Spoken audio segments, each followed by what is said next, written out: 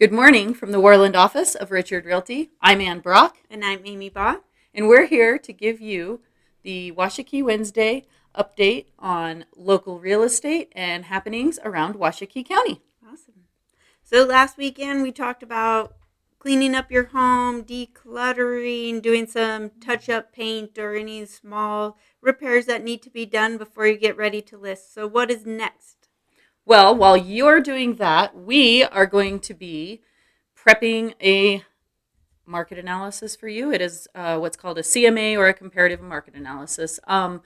In that, we go and we compare your property to past sales and also current listings. The reason it's important to include current listings is because your property is on the market and it is basically being compared against all these other properties. So past sales, while that works for an appraisal, which this is not an appraisal, real estate agents are not appraisers. The goal of this is to decide where is the best place to price your home so that it can be the most competitive with other homes in the market. And something to think about as we, bring you that price and that market analysis is how do you want to sell your home? Do you need a quick sale? Do you have time to kind of sit on the market and get a little bit higher price, more buyers coming through the door? Those are things you need to think about of what your goals are in selling this home. Absolutely. And then with that, what we'll do is as we come in and we bring you that market analysis, we'll sit down and work with you to negotiate the listing agreement. Right. And keyword in that, negotiation. Things are negotiable. They always have been, and agents always will be. We have things that we want to see as ourselves as an agent, but everything is negotiable, and we are able to work with you to get you the best results from the sale of your home. So. Absolutely. And while that doesn't mean that we work for free, there is value in what we do. Right. With that value, each and every office does things differently, obviously. Policies, procedures, whatever that are set up by their, broker. CEO, broker, whoever, right. Runs their office. With our office, we do have add-ons that are very beneficial. I feel like our marketing packages are wonderful. We've got one of the best videographer, photographer, drone pilot who is also licensed, right? Which is important in commercial. He can do 3D. It's called the Matterport. You can walk through that house in a 3D. Right, absolutely. And so with that, that's something that can be negotiated into our listing agreements. And other offices do have options. We aren't the only ones doing these things. Yep. So that needs to be known. When we come back, we'll talk a little bit more about what goes into listing documents.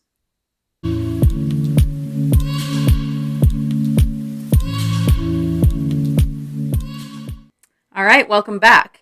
So, Amy, can you give us kind of a rundown of what kinds of things that a seller can expect to be asked and to negotiate in this listing agreement once we get to that point? So, the biggest thing would be your listing price. So, once you have the value in things and you've decided where you want to start your listing price-wise, your agent can help you make decisions, but ultimately you get to make that ultimate decision of where you want to start negotiations at. And remember, you can always come down, can't go back up. Something else that is in listing documents of when you're going to be ready to start. Will you be ready to start Monday? Do you want to wait a month? When do you want to begin that listing to go live on the market? Okay, and so how does it, like, once a listing's live on the market, you should absolutely be ready to offer showings. Yes, right away. It's really hard when something pops up, as people are getting ready to buy, they're watching Zillow, they're watching Realtor.com, and they're getting those notifications, new listing, new listing. It's really hard when you say, well, I want it to go live so everybody sees it, but I don't want to show it till next Tuesday. You really turn off buyers that way, that you really weren't ready to sell your home. So once you pick that date, make sure you're going to be ready. Absolutely. And Okay. on showings, Ann, how much time do you really want to offer? What do you recommend to a seller For buyers to come in? It's interesting because I have had buyers who walk in, look around the living space, and that's all they need to see, and they're like, this isn't the house for me. Like, I thought it was going to be bigger or smaller or whatever. Some people base it off a curb appeal. I've had a lot of buyers, who have come in and said, or who have contacted me, said, I want to look at X, Y, and Z properties, and they've come back and said, okay, I want to nix Z because I don't like the way it looks from the street, or unfortunately, sometimes neighboring properties or things like that. But then I've also had buyers who will come in and on their first showing, they want to do like practically a full-on inspection, and they'll spend 30, 45 minutes, an hour in a 1,000-square-foot home.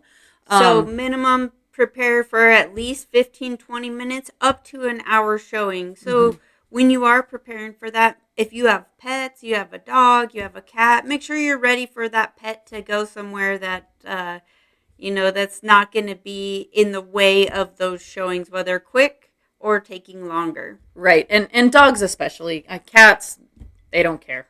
Yeah. They're going to hide if they're not comfortable. But dogs, definitely, no matter how nice your dog is, please don't leave it in your home. Yeah, be prepared. Just don't open up that liability at all.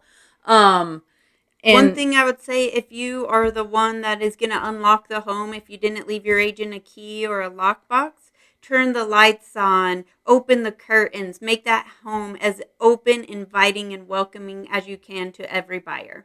Absolutely. And also on the note of showings, one of the things that our office offers is an app that we use to schedule showings. And in that app, the seller, or excuse me, the buyer's agent can put in how long they expect a showing to take. Right. And so that kind of can give you a little bit of that, that idea of time frame. Right. And in that, I love the Showing Time app. Me as well. It makes things so streamlined. There's no middleman. Everything can go directly to the seller. And you can see what we are seeing, so you can help us schedule it. It gives you notifications. You can ask it to remind you. And also at the end of it, it'll ask that agent that showed it to give a report back. And we can share that report with you. So it's a wonderful app. It's like our own little tiny secretary built through our phones. It's wonderful. Virtual secretary. Yeah, I love it. I do too.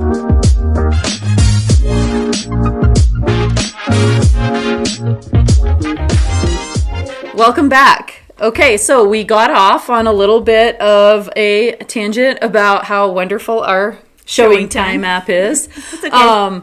But Amy, do you wanna kind of get back into it, hit on the points after what we've already discussed, which was purchase price, listing date, and showings, being ready to show when you list. Yeah, so also in that those listing documents, you're going to be able to choose your title company. So we have a few options here. Our local agency is called Sovereign State Title.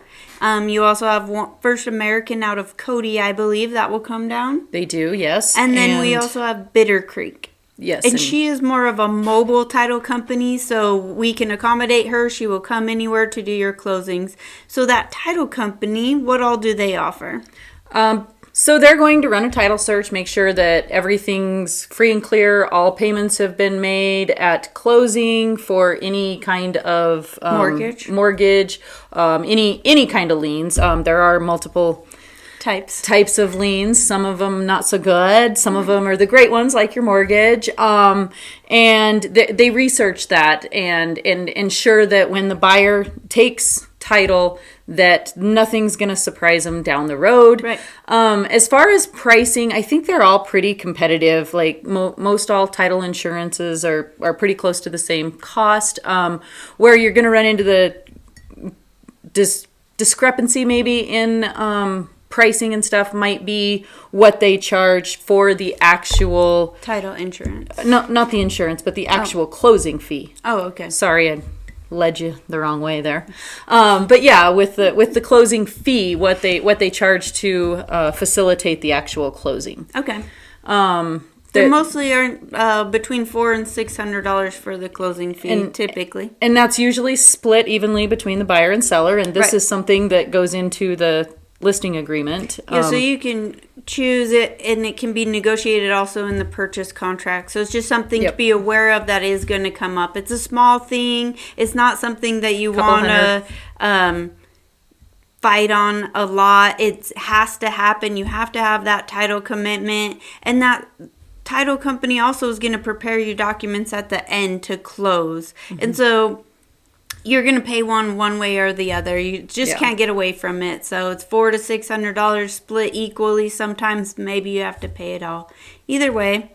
Some other things that are in the title are what things are you going to leave in the home? Most people leave the kitchen appliances, but there's other things that can be left as well, right? Yes, like washers, dryers, maybe there's a big freezer in the basement. Mm-hmm. It's easier to just leave it than to try to drag that sucker out. Right. You probably nearly died getting it in there, and it's a lot easier to go down than up.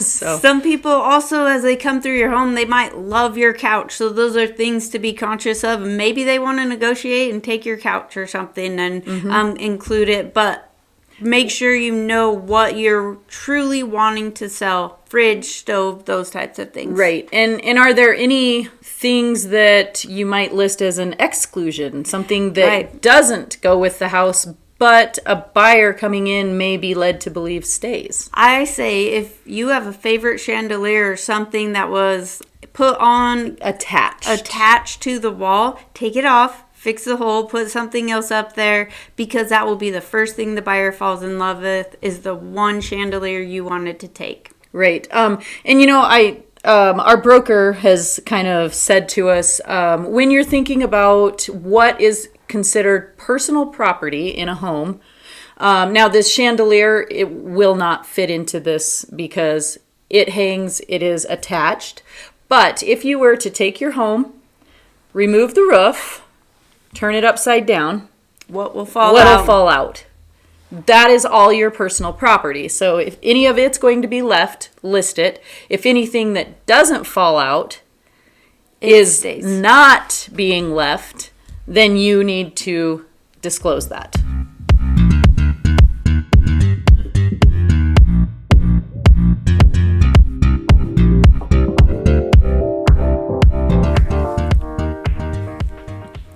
All right, welcome back. Let's carry on. So as we talked before about buyers being able to put contingencies in a sale, you can put some contingencies in your listing as well. By that we mean, is there a specific date that you need to stay in the house till, say, May 1st, and you can't close till after that we can put that in the listing. Right. Is there other things? Something that was very common back in 21, 22, 20 even, well, especially 20, was the, like, what we call a house purchase contingency. So it's the opposite. Do you have somewhere to go when you sell your home? Right. So, yeah. So the opposite of a buyer's house sale contingency, you have to have somewhere to go. Exactly. And those were really, really important there for a while. And they do kind of remain important. I was reading an article, actually, that I shared on my Facebook page from Cowboy State Daily. Oh, right. And it was mentioning that Wyoming, Alaska, and Montana are right now the top 3 states that people are moving to where properties are selling the fastest. Not necessarily where people are moving to, but where they're selling fastest. Yeah. So that basically means that people are still coming to Wyoming. So our inventory is low. It was as low as 1% in Natrona County, I believe. And the highest homes on market percentage was around 5.6% up in Park County. So that, is just something that can still be an issue for people in Wyoming if they're moving somewhere else in Wyoming. Very good. Other things that go into the listing agreement in the, the contingencies and the special provisions would include like what we talked about previously, photos and how we're going to market for you. So each agency does it a little bit different. Within our office, we are able to put your home on 2 different MLSs. So we can do the Wyoming MLS or we can do the Park County MLS. We can also put it on both. Just gives a little more widespread of what agents can see that listing, get the information they need.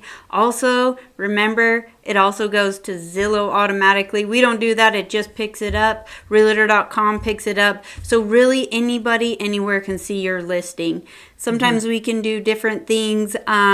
Put it in a magazine or put it on a different area of Facebook or things like that for advertisement. It just depends on how far of a reach you would like us to go. Absolutely. And so that really kind of brings us to the end of what's in the listing agreement. A quick recap, the date that you signed, the date you want it to go on to the MLS, a purchase price, your title company, how you're going to pay your agent and a buyer's agent, any additional provisions to include home purchase. Or when you can close dates. Closing dates, all those things. And then what appliances we're going to include and anything that will be excluded. Correct. So from there, now we're on the market. We know that we're having showings. We're kind of back to that showing time thing. Be ready for a short notice showing. Yes. And short notice showings, although sometimes can feel like you're being rushed, it shows the buyer you are ready. You are wanting to sell and you are ready, so it gets them excited if you're excited. King of the road. Welcome back. Let's talk about what's happening in our area this week. So, Ann, what do we have going on? Well, we have something kind of exciting going on in Washakie County. There is a new seed company. They're called Generous Roots, and they have got their products down at Rocky Mountain Framing. They're, local high quality seeds for, your garden. And cool. So I recommend getting down to Rocky Mountain Framing and checking that out. They are on Facebook. Again, that's they're called Generous Roots. Okay, that's cool. We have tomorrow night the Washakie Museum Speaker Series. So that's Thursday the 6th at 6 p.m. and it's called To the Thoroughfare. Richard Jones was a park ranger. He's a pilot and researcher, and he's putting on this presentation. And from what I understand, it's like a really, really cool way to look at Yellowstone. And I know we've all probably seen it and been there. I've only been there one time in my life when I was like 4. I guess when you're close, you don't take advantage of those things. Yeah. But this would be a place, in the comfort of the museum right here in Worland. Go take a look. Out.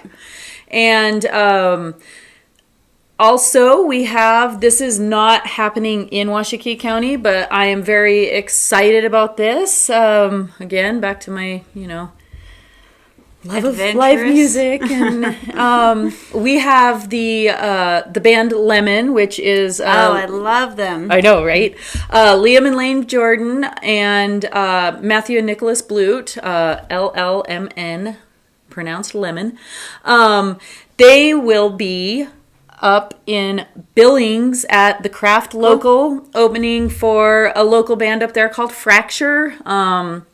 if anybody's bored and looking for something to do on the 8th, cruise up to Billings and listen to them. If you haven't heard them, the time. Those definitely. kids can sing. They do an amazing job. They are so talented. Frequently in 10 Sleep at a lot of those events, but they are wonderful to listen to. And you know, they've been really picking up and getting a lot of stuff around the state. And I will be in Billings this weekend, so if anybody needs to find me, yeah, that's where I'll be.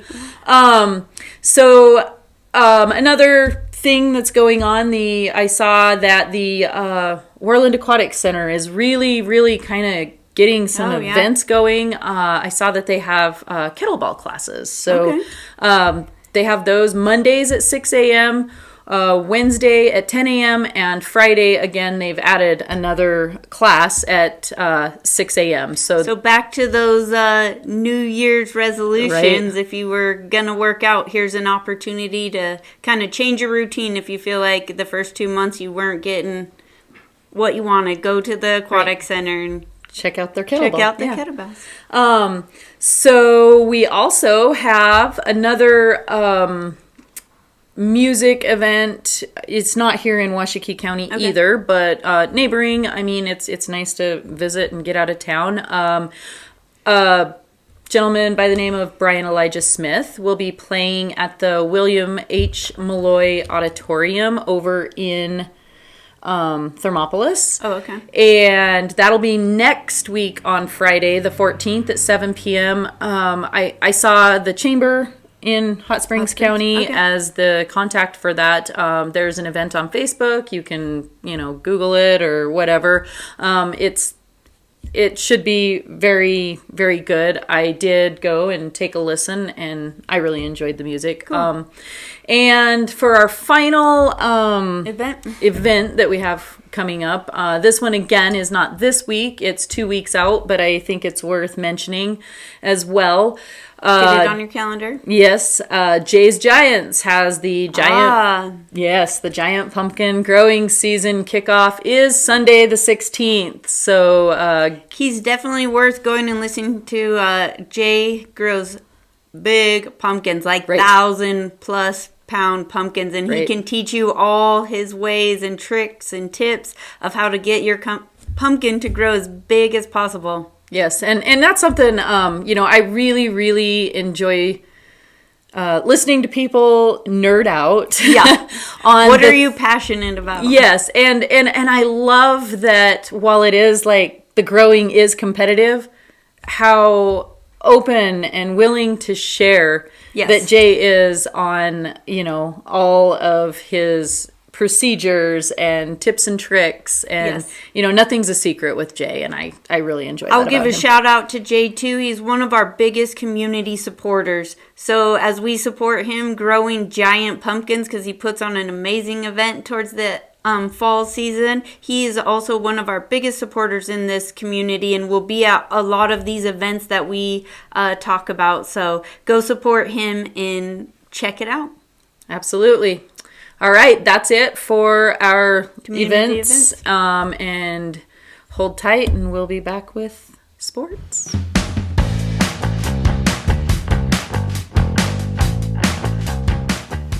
Welcome back. And what's happening this week in 10 Sleep for sports and activities? Well, the Pioneers have their mandatory track meeting for high schoolers on Monday the 10th. Middle school has a track parent meeting the following Monday, the 17th at 5:30, and practice starts the 17th. So that'll start getting underway here in the next couple weeks. Nice. On the 13th, which is not tomorrow, but the following Thursday, they have their midwinter band concert. That's the 5th and 12th grade at 6 o'clock, and that'll be at the 10 Sleep School. And FFA has their regional speech on Monday the 10th. Outside of school activities, the 10 Sleep Library, just kind of a reminder to parents that every Thursday and Friday at 10 a.m. is story time. This week, the theme is spring weather. Nice. And that pretty much wraps all of that up. So Okay. when we Well, come good back, luck, 10 Sleep Pioneers, and track is in full swing. It's getting nice out, so good luck and enjoy the spring weather. absolutely. And when we come back, we'll talk about what's going on with activities in Worland. All right.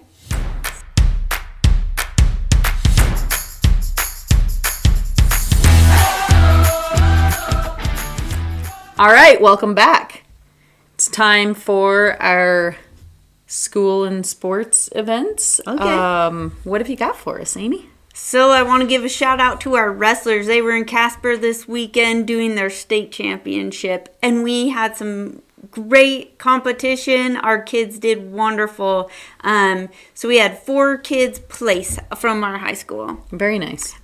Quintana placed 5th, Garcia placed 3rd, Demo placed 6th, and Newell placed 4th. So good job to everybody, and take those medals and put them on your wall. Wear them proud. Very good. Congratulations, guys. Yeah. Our basketball players will go to regionals this weekend in Lander. So they'll play the 6th to the 8th. So if you're in Lander, check them out, see where they're at. This will put them in their place for where they're going to go to state. And yes, they're going to go to state. I believe in them. Our indoor track is doing their state competition in Gillette this weekend, 6th and 7th. So go, run fast, get another medal for your wall. Good deal. Our middle school basketball team, they did their final tournament. The 8th graders placed 4th. Good job. And the 7th grade boys got 1st. Awesome. Woo! Yay! Congratulations, both of you. Yes, good Great job. teams. Our boys swimming has conference this weekend. They will be in Worland. So if you're around, go check out, again, the aquatic center where our boys will be swimming. They're also doing wonderful. I've been watching all their little competitions on Facebook and their parents posting about their wonderful finishes. So Awesome. and then something coming up, our track and soccer will start. Okay. So all of our outdoor sports. It doesn't seem like it's warm enough. It has been kind of warm, cold, but Till this morning? Till this morning, yeah. But track and soccer don't care what the temperature is. They'll start playing on March 10th for the high school kids and March 24th for the middle school. Perfect. Yeah. All right. You know, and a lot of people have been also complaining about all the prices of everything right now. As you know, we have to have something to complain about, and everybody's telling me how much eggs cost. I don't have that problem because I have chickens at my house, and Lucky duck. yeah, Uh-huh. ha ha. I got to thinking, am I a chicken tender if I have chickens to take care of? Is that what I'm called? You could be, Amy. I don't know. I'll be a chicken tender. Well, I got one. Okay. Do you know where the bad rainbows go? No, I don't. To Prism. It's a light sentence, but it gives them time to reflect. On that note. Oh, Bye. bye. Dang it, I clacked. I think that's perfect. That was amazing.